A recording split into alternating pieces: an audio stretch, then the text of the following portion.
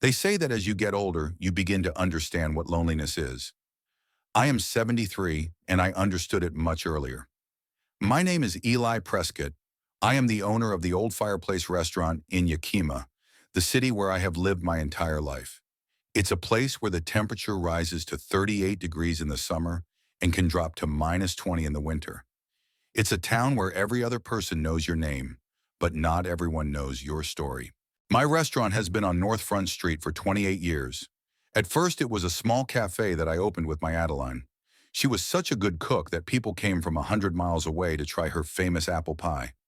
I still remember her hands, small, always covered in flour, with thin veins protruding like rivers on a map of our life together. Adeline died 11 years ago.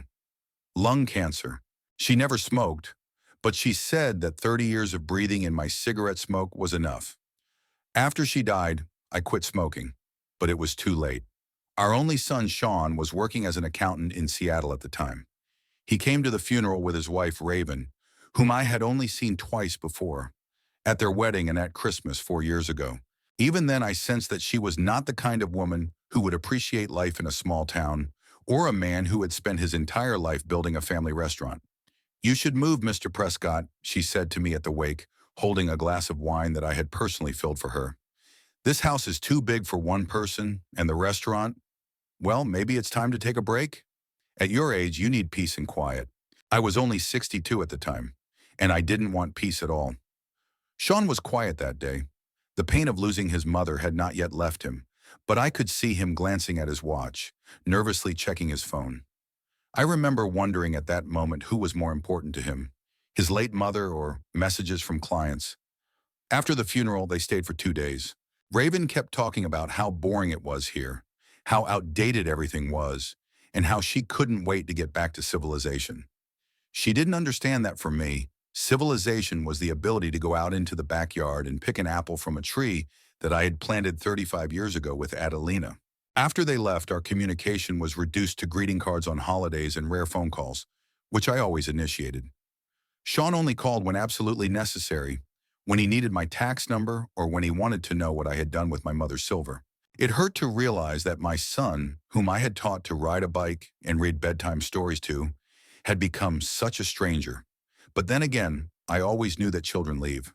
I just didn't think they would go so far away that I couldn't reach them. I continued to run the restaurant. After Adeline's death, I hired a chef, Thomas Redding, who had previously worked at a prestigious establishment in Chicago. He loved our little restaurant and thought it had soul.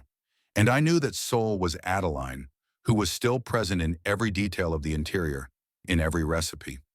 Over the years, the Old Fireplace became famous, not only in Yakima, but throughout the state of Washington. We received several awards and were featured in tourist guidebooks. The business was thriving, and I was secretly proud of what I had created. But I didn't tell my son about it.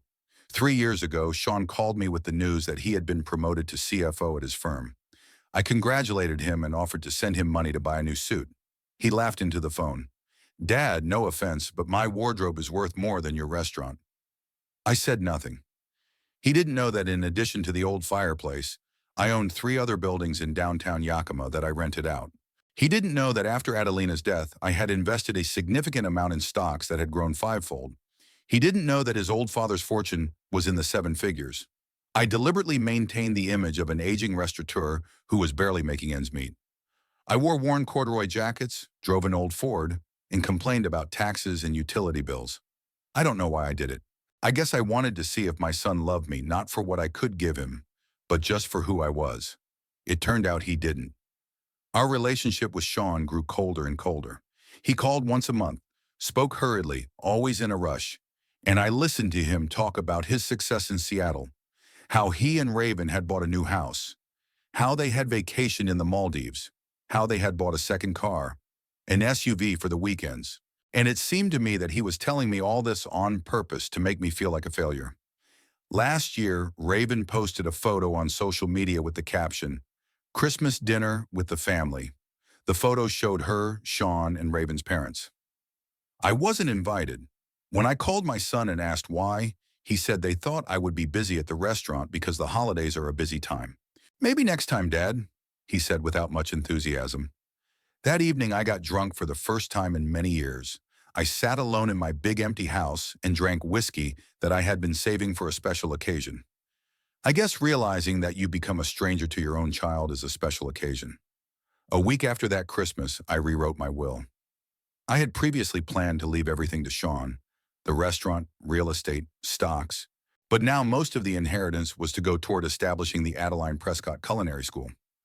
I left Sean only the house and a small amount of money, enough to show that I hadn't forgotten him, but not enough to change his life. My lawyer, Ernest Holloway, who had been my friend for 40 years, shook his head as I signed the new documents. "Are you sure, Eli?" he asked, adjusting his glasses. "More than sure," I replied. "My son thinks I'm a failure, and so does his wife. Let it be so, at least until I die." Ernest knew my family's history. He knew how I started out with a small snack bar, how I worked 16 hours a day to turn it into a restaurant, how I scrimped and saved to pay for Sean's education at a prestigious university, how proud I was of him when he graduated. "You could just tell him the truth," Ernest suggested. "Why? So he'll start respecting me just because of the money? So his wife will suddenly fall in love with me?" "No, my friend, that's not the kind of love I need." After that conversation, I decided to live as if I had no son. I focused on the restaurant, on my regular customers who, over the years, had become closer to me than my own family. I enjoyed the simple things: a cup of coffee at dawn, a fresh newspaper, conversations with Thomas about new recipes, walks in the park where I once walked with Adelina. And only sometimes, on particularly quiet evenings, would I take out the old family album and look at the photos of little Sean sitting on my shoulders, of us fishing together, of him at 5 years old, helping Adeline roll out the dough for a pie. And then I would ask myself, when did it all go wrong? When did my boy turn into a stranger? I couldn't find the answer. Maybe it was Raven and her ambitions. Maybe I missed something in his upbringing. Or maybe it's just life, which rarely turns out the way we plan. 2 weeks ago, Sean called me and said that he and Raven were coming to Yakima for the weekend. He's turning 40 and wants to celebrate in his hometown. "We could have dinner together, Dad," he said. "Saturday, 7 o'clock. Do you know of any decent restaurants in Yakima?" I almost laughed into the phone. My son was asking me, the owner of one of the best restaurants in the area, if I knew of a decent place to have dinner. "Yeah," I replied. "There is a place, the Old Fireplace. I'll make a reservation." "Oh, is that your restaurant?" His voice sounded surprised, as if he had forgotten what I had been doing all my life. "I hope the food is good. Raven is very picky about food." "Don't worry," I said. "I'm sure even your wife will find something she likes."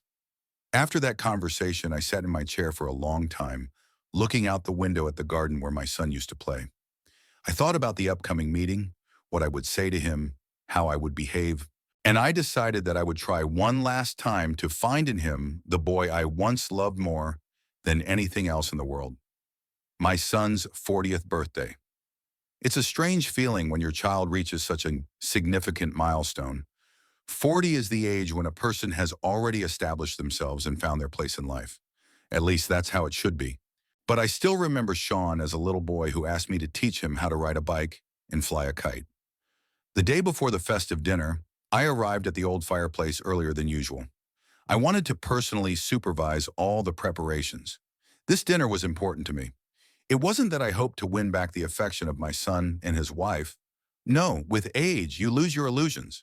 But I wanted to do everything in my power to make this evening special. After all, I didn't have much time left to fix anything. Thomas, my chef, met me in the kitchen with his usual cup of strong coffee. "Did you come early to check on the preparations for tomorrow's dinner?" he asked, handing me the coffee. "Yes, I want to make sure everything is perfect," I replied, taking the cup. "Don't worry, Mr. Prescott. I personally designed the menu. Your son and his wife will be delighted." I just nodded. Thomas was a good chef, but even he couldn't fix what had broken between Sean and me. I walked through the kitchen to the main dining room. My manager, Ray, was already there, giving instructions to the staff on how to arrange the tables. "Boss," he nodded to me, "I've reserved the best table by the window, as you requested. Mountain view, quiet location. Everything will be ready by 7 o'clock tomorrow evening." "Thanks, Ray. Make sure Sam serves all of us. He's the most experienced." "Of course," Ray paused, then asked cautiously, Is it true that your son doesn't even know this is your restaurant? I sighed. The staff at the old fireplace were my second family, and there was little to hide here. It's not that he doesn't know. It's more that he doesn't care. To him, it's just an old-fashioned place that I continue to run for some reason, instead of selling it and moving to Florida or wherever old people go. Ray shook his head but said nothing. That was his strength. He knew when to keep quiet. I spent the whole day in the restaurant, lost in memories. My mind kept returning to the moment when Sean introduced me to Raven. It was 8 years ago, shortly after Adeline's death. He brought her to Yakima for Christmas, and from the very first moment, I sensed the coldness emanating from her. A smile that didn't reach her eyes, polite questions that showed no interest, a condescending tone when she spoke to me, as if I were not the father of her future husband, but an elderly patient in a nursing home. But Sean looked at her with loving eyes, and I, trying to support my son during a difficult period in his life, did not express my concerns. Perhaps I was wrong. After their wedding, where I felt more like a necessary accessory than a valued guest, Sean began to call less and less often. Every year, our conversations became shorter and more formal. I realized I was losing my son, but I didn't know how to fix it. The strangest thing was that Sean never asked how I was doing financially. Maybe he thought that since I wasn't complaining, everything was fine. Or maybe he just didn't care. Not to mention Raven, who, I'm sure, thought I was a hopeless failure, clinging to an old restaurant on the outskirts of town. If only they knew that the old fireplace brought me an income that many in Yakima could only dream of. That in addition to the restaurant, I have real estate and investments that I wisely invested with the help of my old friend Ernest. But I saw no point in telling them about it. If my son isn't interested in me as a person, why should he know about my wealth? I returned home that evening and lay awake for a long time, going over tomorrow's events in my head. What would I say to Sean? What would I say to Raven? Should I try again to repair our relationship, or simply accept the fact that my son is lost to me? The next morning I woke up with a heavy heart. Looking in the mirror, I saw a tired 73-year-old man with deep wrinkles and gray hair that had long since lost its thickness. But there was still life in his eyes and that spark that Adelina once called my trademark. Well, old man, I said to my reflection, you're not as useless as they think. I spent the whole day at the restaurant checking every little detail. I had wrapped Sean's gift, an expensive Swiss watch, a week ago. It wasn't that I expected him to appreciate it. It was more of a tribute to tradition. A father should give his son a birthday present. By 6 o'clock in the evening, everything was ready. The table was set, the wine was open to breathe, and the air was filled with the aromas of freshly cooked food. I sat down at the table and waited. Sean and Raven were 20 minutes late. When I saw them through the restaurant window, I was startled by the surprise. My son looked older than I remembered him. There were early gray hairs at his temples, and the wrinkles around his eyes had deepened. Raven, on the other hand, looked younger than her age. Flawless makeup, stylish clothes, neat hairstyle. She held her husband's hand, but there was no warmth in this gesture, only a demonstration of belonging. They entered the restaurant, and Ray escorted them to my table. Sean smiled at me, that polite smile you usually give to people you don't know very well. Hi, Dad. He leaned over and gave me a quick hug. Long time no see. Hello, Mr. Prescott. Raven held out her hand to shake mine. Her fingers were cold and stiff, like a statue's. Sean, Raven, I nodded to them. Glad you could make it. Happy birthday, son. We sat down at the table, and I noticed Raven scanning the room with an appraising gaze. A barely perceptible grimace of disapproval appeared on her face. Nice place, she said in a tone that clearly contradicted her words. It's so authentic. Yes, not much has changed here in recent years, I replied, but the food is excellent, believe me. Sean looked a little embarrassed.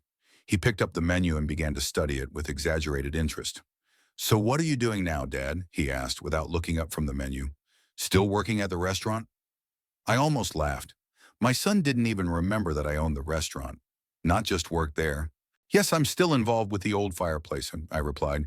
It keeps me on my toes. How's your job? Are you still the CFO at the same company? Yes, same as always, Sean nodded. Although I'm considering an offer from another firm. The salary is 30% higher, plus stock options. Raven perked up noticeably. They're offering us a corporate apartment in downtown Seattle, she added, and membership in a country club. We're just thinking about whether to accept. I nodded, not knowing what to say. For them, career and status symbols were everything, but I had long since lost interest in such things. An awkward pause ensued, broken by the waiter Sam, who approached us. "Good evening," he greeted us. "Are you ready to order?" "I'll have a medium-rare steak and a glass of your best red wine," Sean said without even asking my opinion. "I'll have the salmon salad and white wine," Raven said, closing the menu and handing it to the waiter without looking at him. "And for you, sir?" Sam turned to me, a spark of recognition flashing in his eyes. He knew who I was, but he maintained the legend professionally. "The same as my son," I replied, "and please bring us a bottle of champagne. We are celebrating an anniversary after all." "Of course, sir." Sam nodded and left. "So," I turned to Sean, 40 years old, a big milestone. How does it feel?" Sean shrugged. "To be honest, I don't feel any different. It's just another day." 40 was an important age for me," I said, trying to find common ground. "That's when I decided it was time to expand the restaurant." "Yes, I remember," Sean nodded, but it was clear that he wasn't very interested. "How's your health, by the way? Everything okay?" The question sounded formal, without sincere concern, as if he were asking about the weather. "At my age, something always hurts," I smiled, "but overall, not bad. The doctor says I'm in great shape for a 73-year-old. "That's good," Sean nodded again. "Have you thought about maybe moving somewhere warmer or into a nursing home?" Raven perked up noticeably. "Yes, Mr. Prescott. There are wonderful facilities that provide a full range of services for people your age. My aunt recently moved into one, and she's very happy. No worries, everything is included in the price." I felt irritation building inside me. They were talking to me as if I were a frail old man, incapable of taking care of myself. "Thank you for your concern," I replied curtly, "but I'm perfectly capable of taking care of myself. I have a restaurant that keeps me on my toes and a house that I know like the back of my hand." "But Dad," Sean leaned toward me, "this can't go on forever. You understand that sooner or later you'll have to think about, well, the next stage." "Death, you mean?" I looked him straight in the eye. Sean looked embarrassed. "No, not at all. Just about organizing your life so that you're comfortable. And so you don't have to worry about me," I added. There was an awkward pause. Sam returned with the champagne and began to open the bottle. "We have a special occasion today," he said. "Your son's birthday. Let me congratulate you, sir." He nodded to Sean. "And wish you all the best." Sean smiled tensely. "Thank you." Sam poured the champagne into glasses and left. I raised my glass. "To your health, son, and to success in your career." We clinked glasses and drank. The champagne was excellent. I had ordered it especially for the occasion. "So," Raven took a sip and put her glass on the table, "how are things in Yakima? Still boring?" "For some people, maybe," I replied, "but I find everything I need here." "But there's nothing here." Raven shook her head. "No decent shops. No restaurants." Sean gave his wife a warning look, but she continued. "I mean, of course, places like this. They're cute, very authentic. But you have to admit, Mr. Prescott, Yakima is stuck in the last century." "In a way, that's its charm," I replied calmly, though inside I was beginning to boil. "Not everyone appreciates only the new and shiny." "But progress is a good thing, right?" Raven continued, oblivious to the tension. "Take Sean, for example. He grew up here, but he managed to break out and build a successful career in the real world. Breakout, as if Yakima were a prison, not the place where I raised my son and gave him everything I could." "Everyone has their own path," I said, "and their own idea of happiness." The waiter brought the appetizers, and the conversation was interrupted for a moment. I looked at my son and his wife, people who were so foreign to me, and thought that this might be our last family dinner. There was tension in the air, like before a storm. I didn't know how the evening would end, but something told me there would be a storm, and a very strong one. The steaks were impeccable. Thomas had outdone himself. Juicy meat with a fragrant crust, grilled vegetables, baked potatoes. Everything was perfect.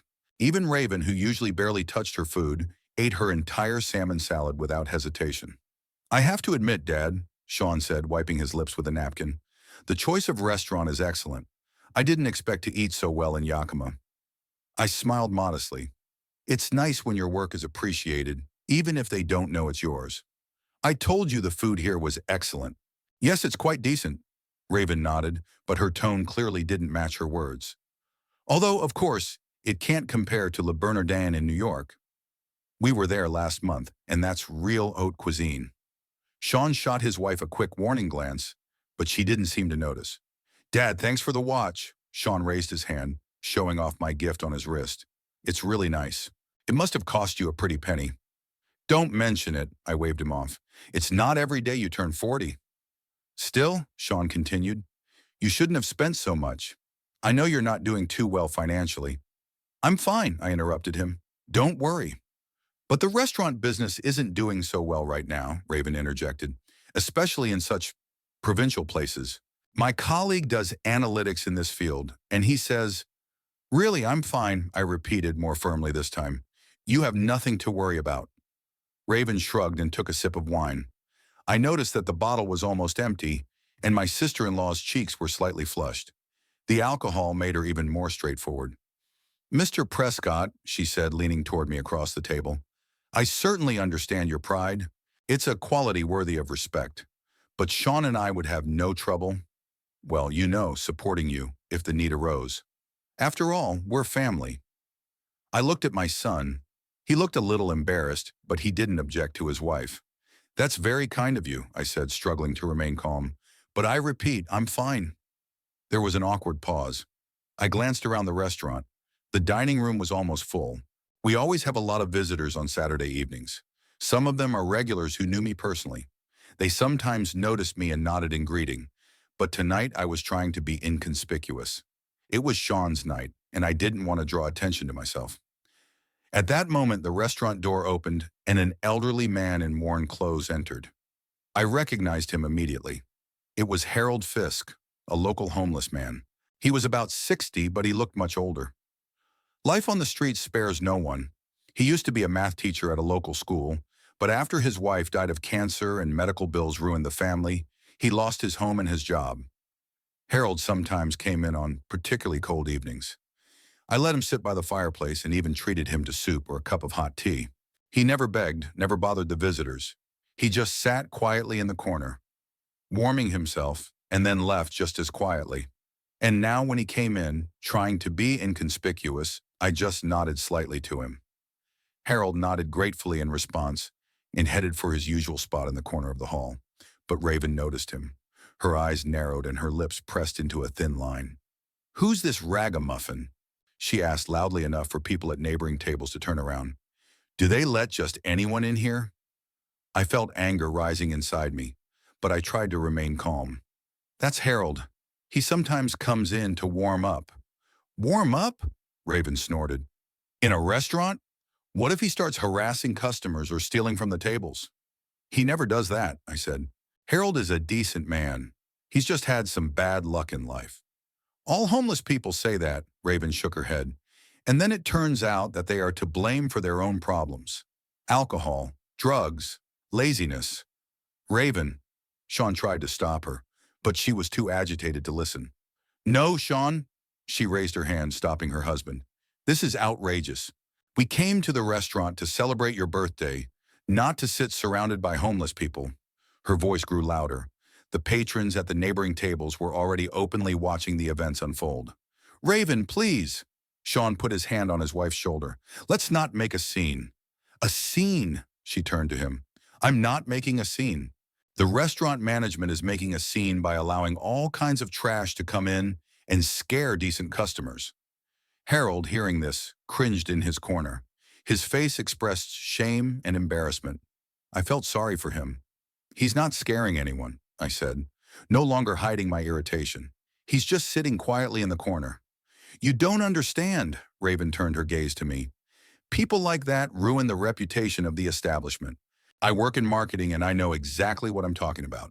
With that, she raised her hand and snapped her fingers, beckoning the waiter. Sam, who had been watching the situation, quickly approached our table. How can I help you, ma'am?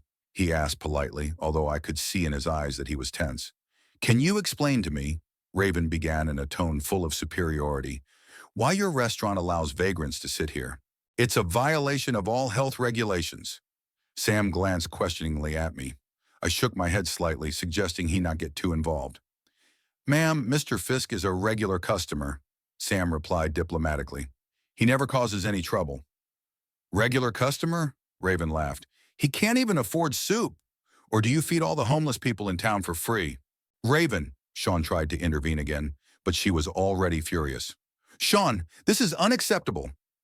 We came to a restaurant, not a homeless shelter. I demand that you kick this beggar out immediately. She turned to the waiter, almost shouting, Get him out of here, now! Silence fell over the room. All eyes were on our table. Harold began to slowly get up, preparing to leave without causing a scene. I was shaking with anger. This man, whom she so contemptuously called a beggar, was once a respected member of society, a teacher who had helped many children in this city. He did not deserve such treatment, and certainly not in my restaurant. Sam, I said, trying to remain calm, please offer Mr. Fisk a cup of hot tea and the soup of the day. On me. Raven stared at me, her eyes wide with surprise and anger. What are you doing? She asked. Are you encouraging this begging? I'm treating a good man to dinner, I replied, and it's none of your business. None of my business? She raised her voice again. This is ruining the whole evening. Who are you to decide who can and can't come into the restaurant? Sam, who had remained professionally calm until that moment, couldn't take it anymore. Ma'am, he said firmly, Mr. Prescott doesn't dictate who can enter the restaurant. He owns it. There was a deathly silence. Raven froze, her mouth slightly open and her eyes wide. She slowly shifted her gaze from Sam to me. What did you say? She asked in a hoarse voice. The old fireplace has belonged to Mr. Prescott for 28 years, Sam continued. He's not just a regular customer, he's the owner. Sean looked as if he had been hit over the head. He stared at me with disbelief and confusion. Dad? His voice trembled. Is that true? I nodded. Yes, Sean.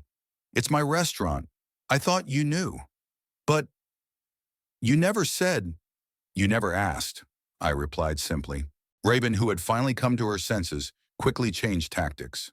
Her face, distorted with anger a second ago, suddenly took on an expression of sincere remorse. It was almost comical how quickly she could change her mask. Mr. Prescott, she began, her voice suddenly soft and pleading. I didn't know. I apologize for my behavior. I didn't expect. It's such a beautiful establishment. And you thought I was just an old man barely making ends meet, I finished for her, and that you could boss me around just like you bossed my son around. Sean flinched as if he had been struck. Dad, that's not true. Raven didn't mean to offend you or this man. She was just concerned about the standards of the restaurant. Standards? I smiled bitterly. Standards of humanity? Compassion? Or just how things look on the surface? Raven grabbed a napkin and began nervously crumpling it in her hands. Mr. Prescott, please accept my apologies. I was out of my mind. It's been a rough day. I had too much wine. No need to make excuses, I interrupted her. What we see under the influence of alcohol is often the most honest version of ourselves. Sean looked increasingly upset. Dad, let's not ruin the evening, okay? Raven apologized, and I'm sure she really is sorry. I looked at my daughter-in-law. Her face showed remorse, but her eyes remained cold and calculating. She was assessing the damage and figuring out how to minimize it. I'd like to make it up to you, Raven said, leaning toward me. Maybe we could invite you to Seattle next weekend. Sean will show you our new house. We'll go to the opera. The opera? I couldn't help but chuckle. You think an invitation to the opera will make up for what you just demonstrated? Your true feelings not only towards me, but also towards a person who is in trouble? Raven was embarrassed, but quickly recovered. I just want to do something nice for you, Mr. Prescott, to show how much I respect you. Now you respect me, I clarified. Now that you know I own a restaurant. She lowered her eyes but said nothing. What could she say? We both knew the truth. I turned and saw that Sam had already brought Harold a cup of tea and a large bowl of soup. The old man nodded gratefully at me across the room, and I nodded back. There was more dignity in that simple exchange of gestures than in all of Raven's false remorse. I turned back to my son and his wife. Raven, your apology is accepted, I said evenly. But please don't pretend that you suddenly have respect for me. We both know that's not true. Sean looked completely lost. He shifted his gaze from me to Raven and back, not knowing whose side to take. Dad, he began uncertainly, I think Raven is truly sorry. And so am I. I should have paid more attention to what was going on in your life. It just always seemed like you had everything under control and didn't need our help. I don't, I replied, but there's a difference between needing help and wanting to be a part of your son's life. That seemed to hit a nerve. He looked down. I know we haven't talked much lately. Lately? I shook my head. Sean, for the last 6 years, you've only called me on holidays and not even then consistently. You've never invited me to your house. You haven't asked how I'm doing after Mom died or if I need help with the restaurant. You just disappeared from my life. That's not true, he protested, but without much conviction. I was just busy with work, a new house, and me, Raven interjected, clearly trying to soften the situation with her smile. I probably took up too much of Sean's attention. You know how it is in the early years of marriage. I looked at her. She was trying to look sweet and remorseful, but I could see only calculation in her eyes. She was afraid that I might disinherit Sean after such a scandal, and she was trying to make amends. The early years of marriage? I asked. You've been married for 7 years, Raven, and for all those 7 years, you looked down on me. Don't deny it. I saw it in every glance, heard it in every word. She started to say something, but I raised my hand to stop her. No need. I'm not looking for excuses or explanations. I'm just stating a fact. You never respected me. You considered me a burden, a failure, a person who didn't deserve your attention. And only now, when you found out that I'm not as poor as you thought, you suddenly started apologizing and offering your friendship. Raven turned pale. Her mask began to crack, revealing the anger beneath it. That's not fair, she said, her voice trembling. You're judging me without even knowing me. I know enough, I replied. I saw how you reacted to a person who, in your opinion, is worthless. That says more about you than all your words ever could. Sean looked increasingly uncomfortable. He clearly wasn't used to seeing his wife in this light and didn't know how to react. Dad, let's not make a scene, he said quietly. It's my birthday, and I'd just like to enjoy it. I looked at my son. There was a plea in his eyes. He didn't want to choose between me and Raven. He wanted everything to be smooth, without conflict. But sometimes conflict is necessary to see the truth. Of course, Sean, I said finally. Let's just finish dinner. Raven visibly relaxed, thinking the storm had passed. But she was wrong. I was just getting started. After the incident with Harold, a tense silence fell over the table. Sean picked at his dessert, chocolate mousse with raspberries, without looking up. Raven periodically glanced at me with concern, apparently trying to figure out how badly she had damaged her relationship with her father-in-law, who suddenly turned out to be not such a poor relative after all. Her calculating mind, I'm sure, was already working out a new strategy. I calmly ate my dessert, thinking about my next move. A strange sense of relief came over me after all the cards were on the table. For so many years, I had worn the mask of a modest old man who lived for his restaurant that I had almost begun to believe in this legend myself. But now that Raven had torn off the mask of her feigned respect, I felt that I no longer needed to pretend either. You know, I broke the silence, pushing away my empty plate. It's funny how one phrase can change a person's attitude. One phrase, he owns a restaurant, and suddenly I went from being a burden to a valued member of the family. Raven flinched as if she had been struck. Mr. Prescott, I never considered you a burden, she said hastily. This is a misunderstanding. Enough, Raven, I said, raising my hand in a stopping gesture. We both know the truth. For the past 7 years, every time we met, you looked at me like I was something stuck to the sole of your designer shoe. Every word, every gesture said, you're a failure who doesn't deserve to be part of our successful life. Sean finally raised his head. His eyes showed confusion and something else. Guilt? Shame? Dad, you're exaggerating. Raven always treated me like I was invisible, I finished for him. And you, Sean, allowed her to do that. My son looked away. He knew I was right, but he didn't want to admit it. It was too painful to face the truth. You know what's the saddest part? I continued. Not that your wife didn't respect me. After all, I'm not her daughter. But that you, my only son, let her push you away from me. You took her side without even thinking about it. I didn't take sides, Sean objected. That's just how life turned out. I have my job. Raven has her things to do. There's not even enough time for... To call your father once a month? I interrupted him. To ask how the man who raised you alone after your mother died is doing? Who paid for your college education, your first car, your wedding? Raven shifted in her chair. I saw her nervously fiddling with her napkin. Mr. Prescott, she began in a conciliatory tone, we all make mistakes. I admit that I may not have been as attentive to you as I should have been, but we can fix everything. Now that we know you own this wonderful restaurant, we could... That's exactly the problem, Raven, I smiled. Now that we know, you're willing to change your attitude toward me just because you found out I'm not as poor as you thought. Her face flushed slightly. That's not what I meant. That's exactly what I meant. I shook my head. And you know what's interesting? The old fireplace is just the tip of the iceberg. I saw her eyes widen. Sean also sat up straight in his chair, his attention completely focused on me. What do you mean, Dad? He asked. I took a sip of water, pausing for effect. An agonizing pause during which I saw a greedy gleam flash in Raven's eyes. I mean that, in addition to the old fireplace, I own 3 other buildings in the city center that I rent out. I mean that after your mother died, I invested a significant amount of money in stocks that are now worth 5 times as much. I mean, the old man you were worried about becoming a burden to you has a 7-figure fortune.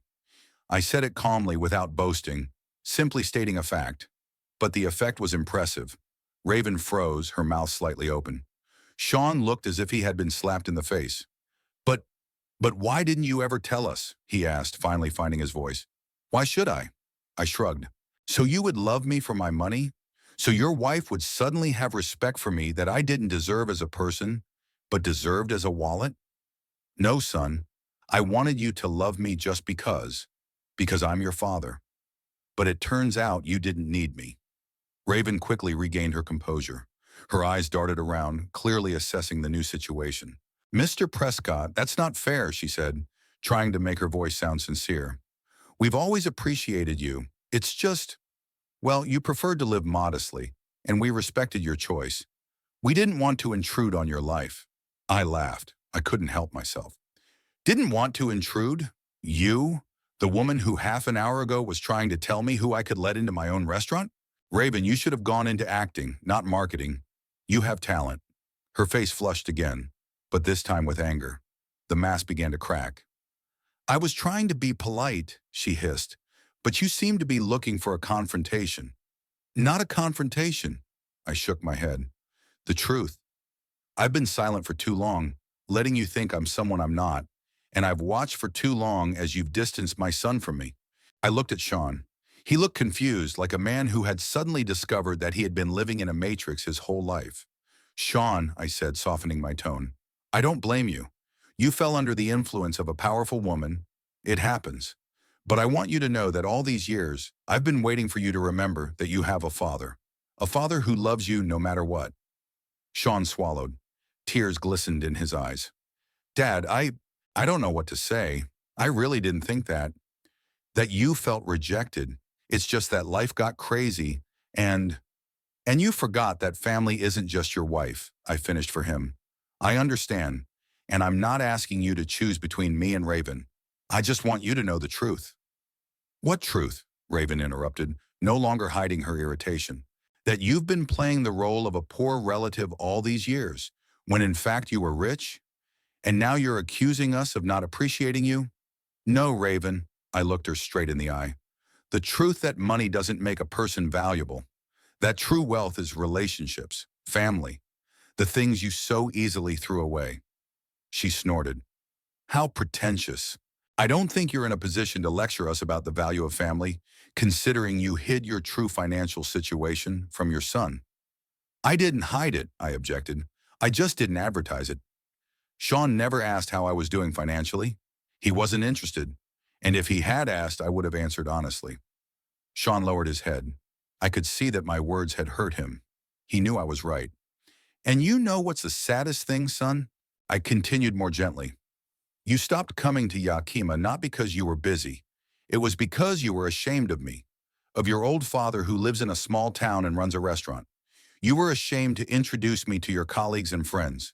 You didn't invite me to your housewarming or office parties because I didn't fit into your shiny new world. Sean looked up at me, his eyes full of pain. That's not true, Dad. I've never been ashamed of you. Then why haven't you invited me to your house once in the last 5 years? Why haven't you introduced me to your friends? Why did you even prefer to go to Raven's parents' house for Christmas instead of mine? He didn't know how to respond. Raven tapped her fingers nervously on the table. Sean, we have to go, she said, glancing at her watch. We have an early flight tomorrow. I smirked. Sure, run away. That's what you do best when the conversation gets uncomfortable. We're not running away, Raven snapped. We do have an early flight tomorrow, and we need to get some sleep.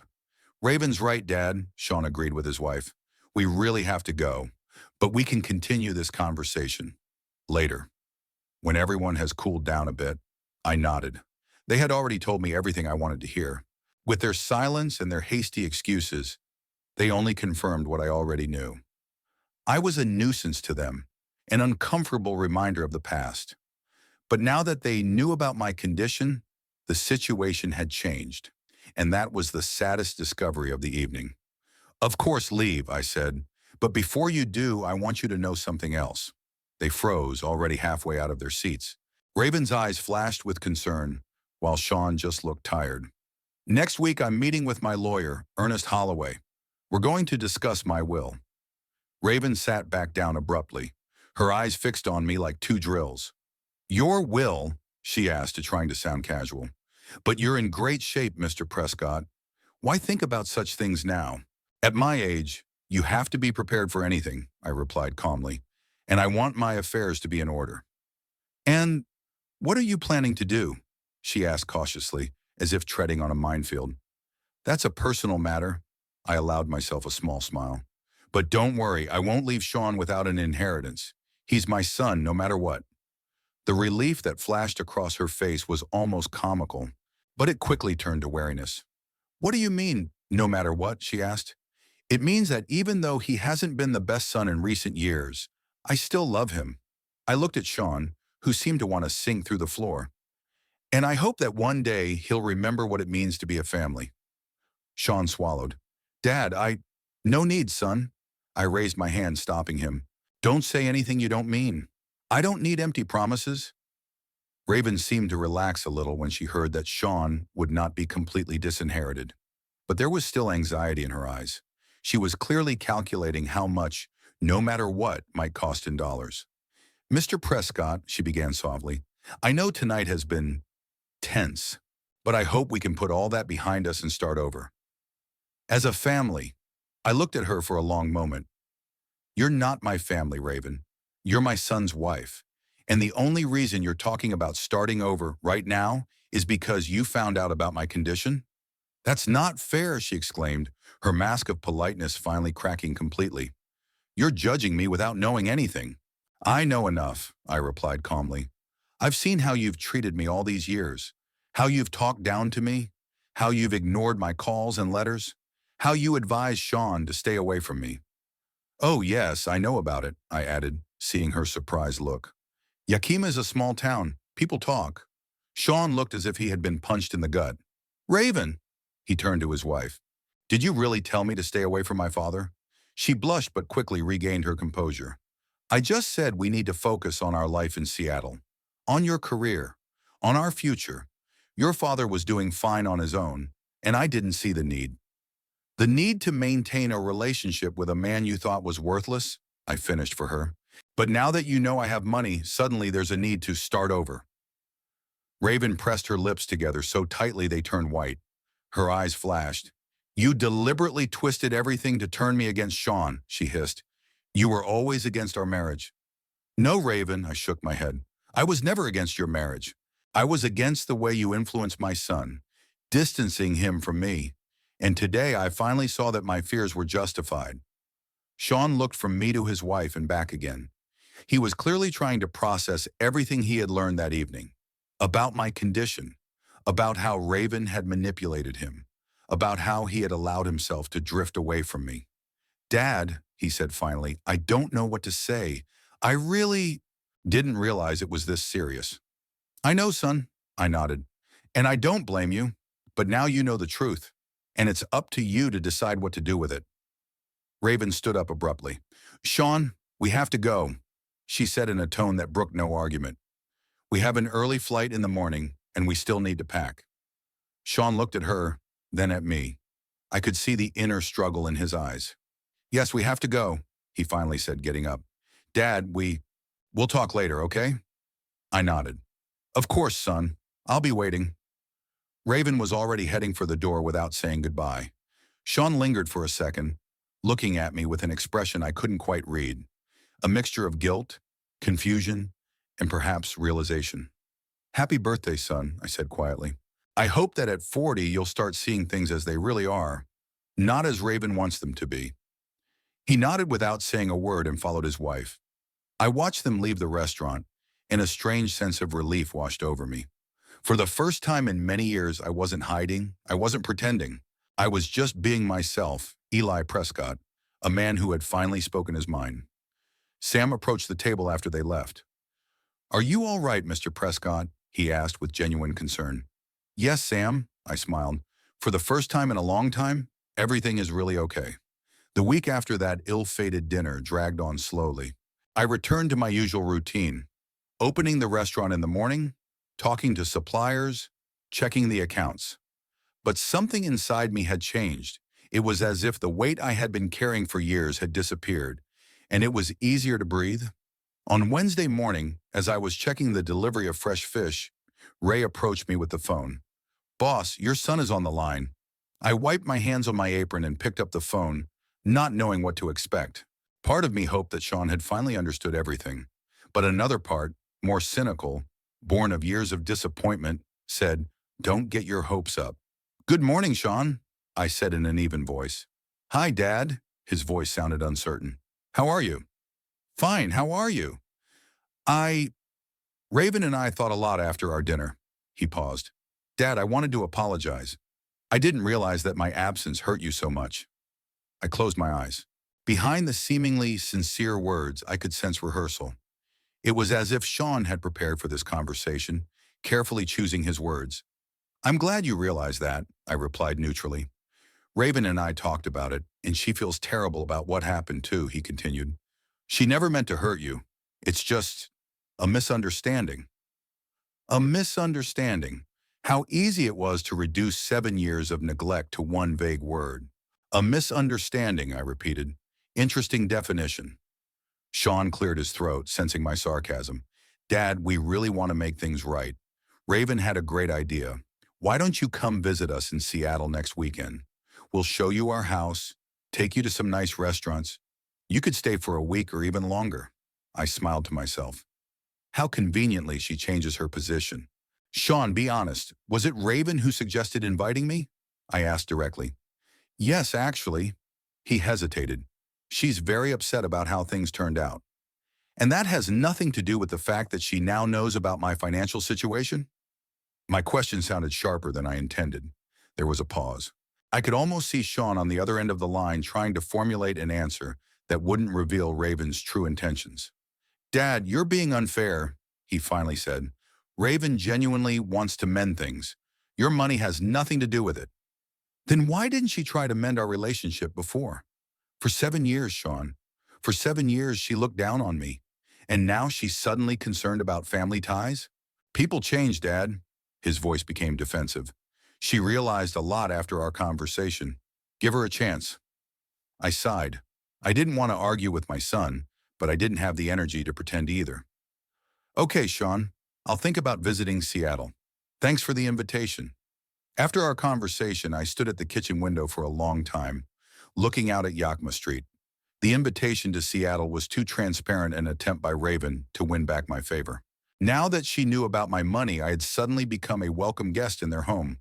The thought was bitter. Thomas, noticing my pensive state, came over and handed me a cup of coffee. Bad news, boss. No, not bad. I took the cup. Just predictable. Thomas nodded understandingly. Over the years we had worked together, we had sometimes talked about my family, and he knew enough not to ask unnecessary questions. Do you know what's good about the restaurant business? I asked, taking a sip. Everything is genuine here. Either people like your food or they don't. There's no pretense. Except for complaints about the quality of the food to get a discount. Thomas grinned. Yes, except for that, I smiled. But there are a few such cases. Mostly people come here for a real experience, not fake smiles.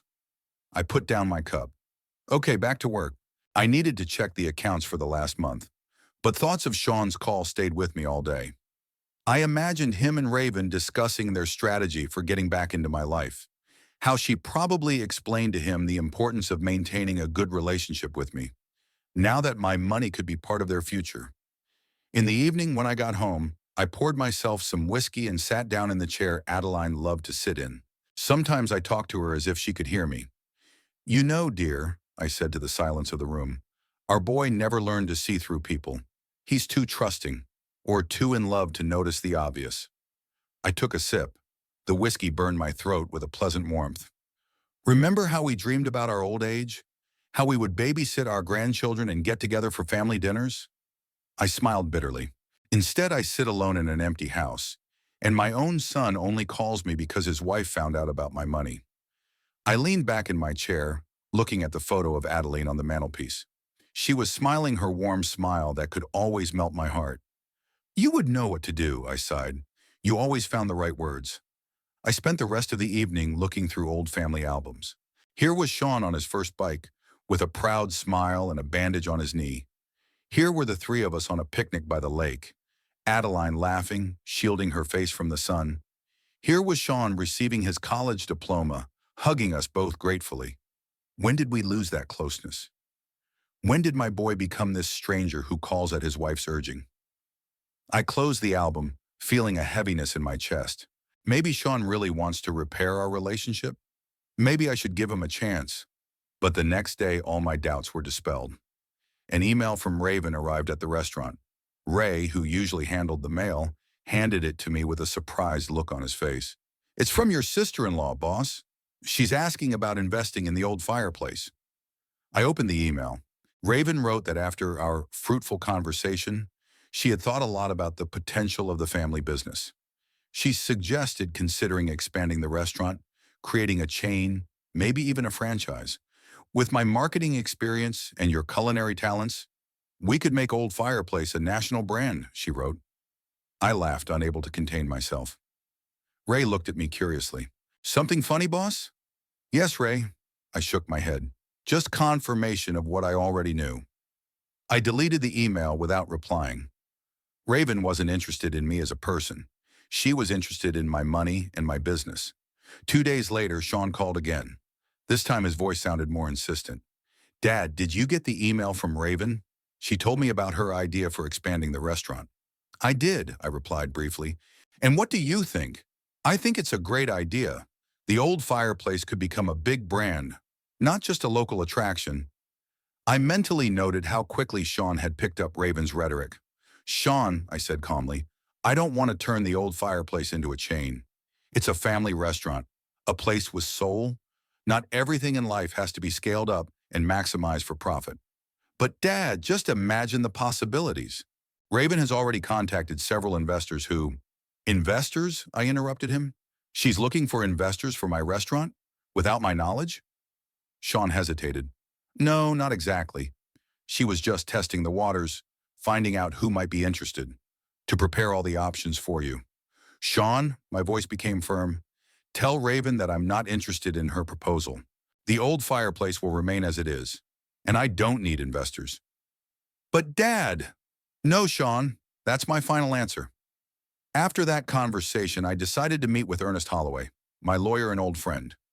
We needed to discuss the changes I was planning to make to my will, but I also wanted to consult with him about how best to distance myself from Raven without completely losing touch with my son. Ernest welcomed me into his office, a cozy room with bookshelves and a view of the park. Eli, he shook my hand. It's good to see you. How was Sean's anniversary? Informative, I smiled. Raven finally found out that I own a restaurant, and that I'm not as poor as she thought. Ernest shook his head. And now she's suddenly interested in repairing the relationship. What's more, she wants to invest in the old fireplace and turn it into a national chain. I told him about the letter and my conversation with Sean. Ernest took off his glasses and wiped them, as he always did when he was annoyed. Predictable, but still unpleasant, he said. What do you plan to do? I sighed. Distance myself. From Raven, definitely. But I don't want to lose Sean completely, even though he seems to be blindly following his wife's lead. Do you think he really doesn't see that she's manipulating him? Or does he just prefer to turn a blind eye? I don't know, Ernest. I shook my head. Maybe a little of both. He's always been vulnerable. After Adeline's death, he especially needed female care. And Raven, for all her faults, filled that void. Ernest nodded. And now it's hard to admit that the person you trusted with your life may not be who he claims to be. Exactly, I agreed. But I can't pretend anymore. I can't pretend I don't see her true motives. And you shouldn't, Ernest leaned forward. Eli, you've worked tirelessly your whole life. You built a successful business, amassed a fortune. You deserve to spend the rest of your life surrounded by people who value you, not your bank account. I nodded, feeling a lump in my throat. You know what's the saddest thing, Ernest? I always imagined that in my old age I would be surrounded by family. Grandchildren who would come to me for advice. Sunday dinners with all my loved ones. But instead, you have a restaurant full of people who respect you, Ernest concluded. Employees who have become your second family. Customers who appreciate what you've created. That's family too, Eli. Just a different kind. I smiled, touched by his words. You're right. And yet, sometimes I regret that Adeline didn't live to see these days. She would have known how to get Sean back. Ernest put his hand on my shoulder. Adeline was a wise woman, but even she couldn't change what a person doesn't want to see. Sean has to realize for himself what he's lost. We moved on to discussing the will. I decided to leave Sean the house and a small amount of money, enough to show that I hadn't forgotten him, but not enough to change his life. I planned to put most of my fortune into a trust to create a culinary school named after Adelina, and to bequeath the old fireplace to Thomas and Ray, who had worked with me for many years and understood the value of this place. Are you sure about the restaurant? Ernest asked, taking notes. Sean might take it as a final rejection. I thought about it. Did I really want to completely deprive my son of his inheritance? Maybe I should give him a chance. Let's leave this point open for now, I decided. I'll think about it some more. The day after my meeting with Ernest, another letter arrived at the restaurant, this time from Sean. He wrote that he and Raven were very disappointed by my refusal to consider the business expansion proposal, but that they respected my decision. However, he wrote, we still want to build a relationship. Maybe we could start with something smaller. For example, you could give Raven access to the restaurant's financial documents so she can prepare a marketing analysis. This doesn't commit you to anything, it just gives us a better understanding of the business. I read the letter twice, not believing my eyes. Access to financial documents? A better understanding of the business? They weren't even trying to hide their true intentions. I didn't reply to the letter. Instead, I called Sean directly. Sean, I got your letter, I said when he answered. Yes, Dad. His voice sounded animated. What do you think of the proposal? Raven could... No, Sean, I interrupted him. I will not give Raven access to my business's financial documents. Not now, not ever. But Dad, he protested, how can we build a relationship if you don't trust us? Relationships aren't built on access to bank accounts, I replied firmly. They're built on mutual respect, which I haven't seen from you in years. You're being unfair, his voice turned cold. We're trying to meet you halfway, and you're rejecting every attempt we make. No, Sean, I sighed. You're not trying to build a relationship with me. You're trying to get access to my money. There's a difference. It's Raven, isn't it? His voice became accusatory. You've always disliked her, and now you're using one incident to discredit her in my eyes. I felt anger rising inside me, but I tried to remain calm. Sean, I'm not discrediting Raven. Her actions speak for themselves. 7 years of neglect, then sudden interest after she learned of my financial situation. And now she's asking for access to financial documents. You really don't see a pattern here? There was a pause on the line. I could almost hear Sean's brain working, trying to find an excuse for his wife's actions. You're misunderstanding, he finally said. Raven just wants to help. She has experience in marketing. She could... Sean, I interrupted him again, feeling tired. I'm not going to continue this conversation. My answer is no. No investments, no access to finances, no restaurant chain. I love you, son, but I won't let you or Raven interfere in my business. With that, I hung up the phone, feeling a mixture of sadness and relief. Sadness that my son couldn't see the obvious, and relief that I had finally stopped pretending. I couldn't sleep for a long time that night. Thoughts swirled in my head, memories flooding in one after another. I remembered how I had dreamed that Sean would one day take my place in the restaurant and continue the family business. How I imagined teaching his grandchildren, my grandchildren, the wisdom of cooking. How I hoped that in my twilight years I would be surrounded by the love and care of my family. The reality turned out to be different. My son chose a different path, and his wife saw me only as a source of money. And instead of fighting for the illusion of family happiness, I made a decision to let go. To let go of expectations, to let go of dreams of reunion, to let go of Sean, allowing him to live his own life. It was painful, but it was honest pain, unclouded by pretense and false smiles. And in that honesty, I found a strange comfort. Fall in Yakima has always been my favorite time of year. The air becomes clear and crisp. The apples in the orchards swell with juice, and the vineyards around town are covered with patches of gold and crimson. 3 months had passed since that ill-fated dinner when I finally told Sean and Raven the truth. About myself, about them, about our false family harmony. During those months, Sean called me several more times, at first insistently, then less and less often. The conversations became shorter and colder. He no longer mentioned Raven's business proposals, but he didn't talk about personal matters either. We exchanged information like strangers. The weather, health, city news. Strangers connected only by blood and memories that faded with each passing day. During one of these calls, Sean casually mentioned that Raven was pregnant. I should have felt joy. I was going to be a grandfather. But instead, I felt only bitterness and anxiety. What would this child see? A mother who valued status and money more than human relationships? A father who can't stand up to his wife's manipulation? And a grandfather who will be nothing more than a figurehead called upon to show up on holidays with gifts? After that call, I made my final decision. I had lived in limbo for too long, hoping for a reconciliation that would never come. It was time to move on, and that required concrete action. I called Ernest. I need you to prepare all the documents we discussed, I said, without wasting time on pleasantries. Are you sure, Eli? His voice sounded cautious. This is a serious step. Absolutely, I replied. It's time to stop clinging to illusions. A week later, I was sitting in Ernest's office, signing document after document. The will, the deeds of gift, the documents establishing the trust fund. With each signature, the weight on my shoulders became lighter and my breathing easier.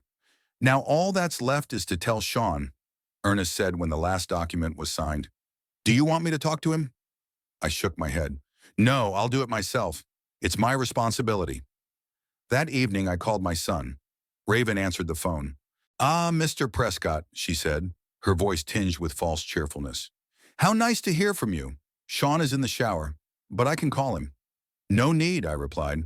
I'd like to talk to you first, Raven. Me? Surprise mixed with anxiety flashed in her voice. Of course. What would you like to talk about? The future, I said simply. Sean told me about your pregnancy. Congratulations. Thank you. She relaxed noticeably. We're very happy. Sean is already planning the nursery, and I'm thinking about taking a break from work to devote myself entirely to the baby. A wise decision, I nodded, though she couldn't see it. Children need attention, especially in the early years. Exactly. Her voice became more animated. I've always told Sean that family should come first. By the way, we hope you'll visit us after the baby is born. The child needs a grandfather. I smiled. Raven wasted no time in finding a new approach to me through her future grandson. Actually, Raven, that's why I'm calling, I said, keeping my cool. I've made some decisions about the future, and I think you and Sean should know about them. Decisions? Her voice tensed again. What decisions? I've rewritten my will, I replied bluntly, and redistributed my assets.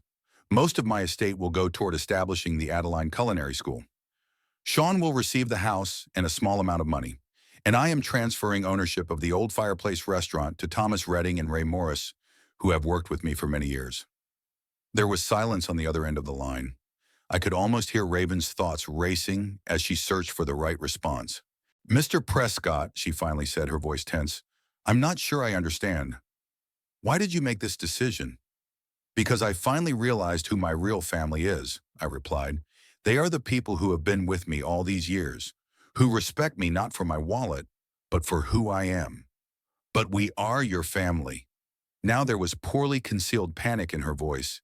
Sean is your son, I'm his wife, and soon we'll have a child, your grandson or granddaughter.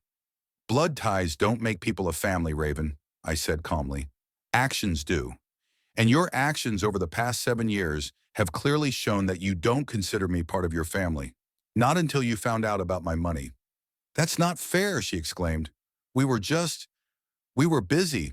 Sean had his job, I had my career. Raven, I interrupted her.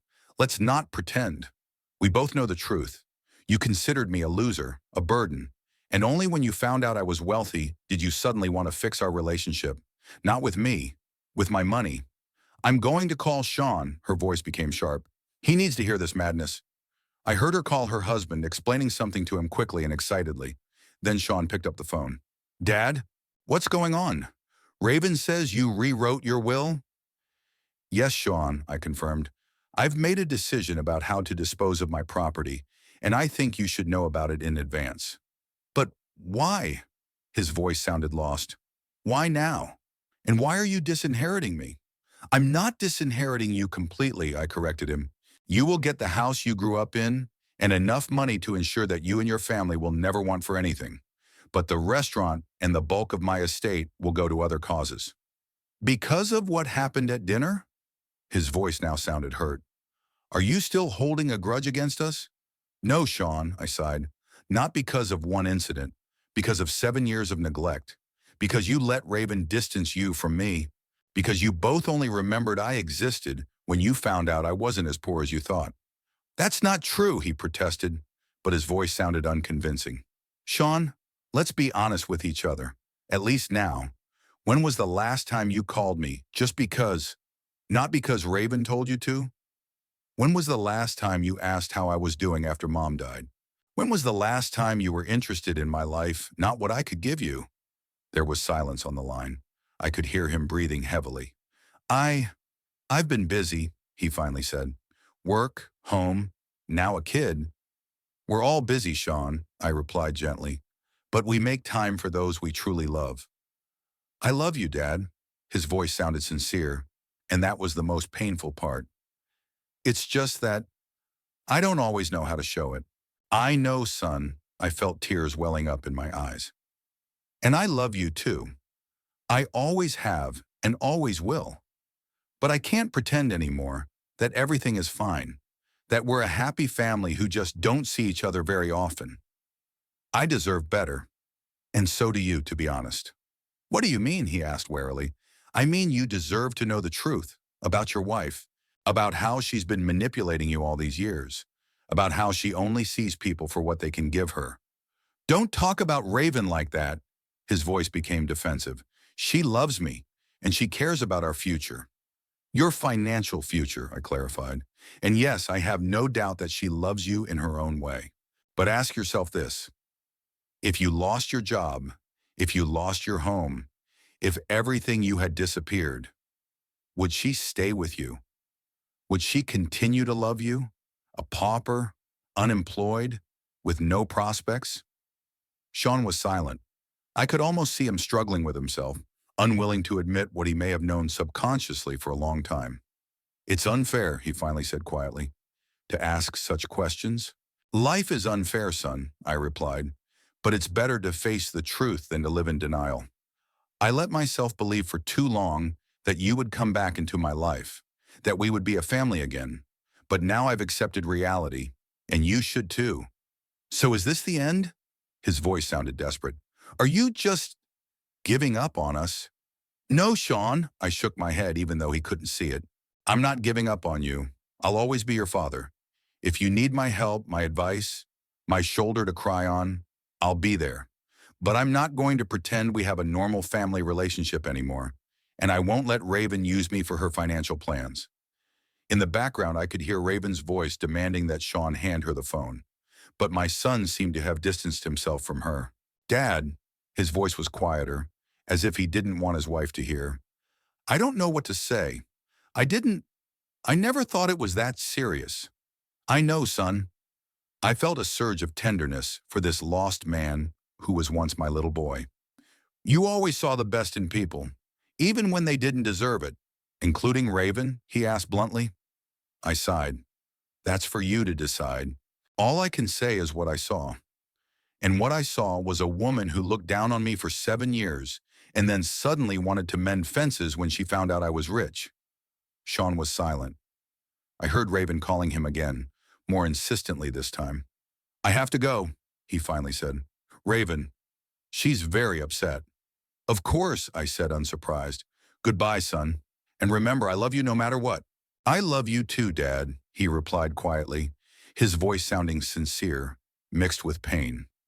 After that conversation, I sat in my office for a long time, looking at Adeline's photo. I wanted to believe that she would have approved of my decision, that she would understand why I couldn't continue to play along with the false family idol. The next day, I returned to work at the restaurant with a strange sense of relief. It was as if a huge weight that I had been carrying for years had finally fallen from my shoulders. I no longer had to pretend. I didn't have to hope for a reconciliation that would never happen. I accepted reality, and in that acceptance, I found peace. 2 weeks later, I received a letter from Sean. It was short, just a few lines. He wrote that he respected my decision, even though he didn't agree with it. That he loved me and hoped that one day we could rebuild our relationship. That he was expecting a child and wanted me to be part of his life. I replied just as briefly. I wrote that I loved him too, that I held no grudges, and that I would be happy to see him and his child, but only if he came alone, without Raven. He didn't reply to that letter, and I realized that he had made his choice. Life went on. I still opened the restaurant every morning, talked to suppliers, checked the quality of the food, and discussed new dishes for the menu with Thomas. But something had changed. I no longer lived in the past. I didn't cling to memories and hopes. I lived in the present moment, enjoying every day. On Christmas Eve, when the restaurant was full of customers and the air was filled with the aromas of spices and pine needles, Harold Fisk approached me. The same homeless man who had caused the scandal at dinner with Sean and Raven. Mr. Prescott, he said, handing me a small package wrapped in newspaper, I wanted to thank you for your kindness, for standing up for me back then. I was touched. Harold, who was barely making ends meet, had spent his meager funds on a gift for me. You shouldn't have, Harold, I said, accepting the package. I just did what I had to do. Not everyone would have done that, he shook his head. You're a good man, Mr. Prescott, and you deserve happiness. His words touched me deeply. I unwrapped the package and saw a small wooden figure inside. A skillfully carved silhouette of a cook with a ladle in his hand. I carved it myself, Harold said shyly. It's not much, but it's from the heart. It's beautiful, Harold, I said, genuinely impressed. I didn't know you could carve. I can do many things, he shrugged. It's just that life has turned out in such a way that I don't always have the opportunity to show my talents. At that moment, it dawned on me. I called Thomas over. Thomas, I said, how would you feel about taking on an assistant? We've been needing someone to keep the kitchen in order for a long time. Thomas, who knew Harold's story, nodded understandingly. Great idea, boss. We could really use an extra pair of hands. I turned to Harold. What do you say, Harold? The work isn't hard, but it's steady, and will help you with a roof over your head. The old man's eyes filled with tears. Are you serious, Mr. Prescott? Absolutely, I nodded. Everyone deserves a second chance. That evening, when I returned home after closing the restaurant, I didn't feel the usual loneliness. The house was empty, but my heart was not. I thought about Harold, about his joy and gratitude, about Thomas and Ray, who had been with me all these years. about the regular customers who had become almost like friends. Maybe this is what a real family is. Not necessarily connected by blood, but connected by love, respect, and shared values. Maybe I'm not as lonely as I thought. I looked at the photo of Adelina standing on the mantelpiece. You were right, dear, I said quietly. Family is those who stay with you when things get tough. Those who see you as a person, not a walking wallet. And I think I do have a family after all. Just not the one I dreamed of. My heart felt calm. I made a decision that changed my life, and perhaps Sean's too. I let go of my illusions of family happiness with my son and his wife. And in that letting go, I found freedom. Life went on, and it wasn't what I had imagined. But perhaps it was exactly what it was meant to be.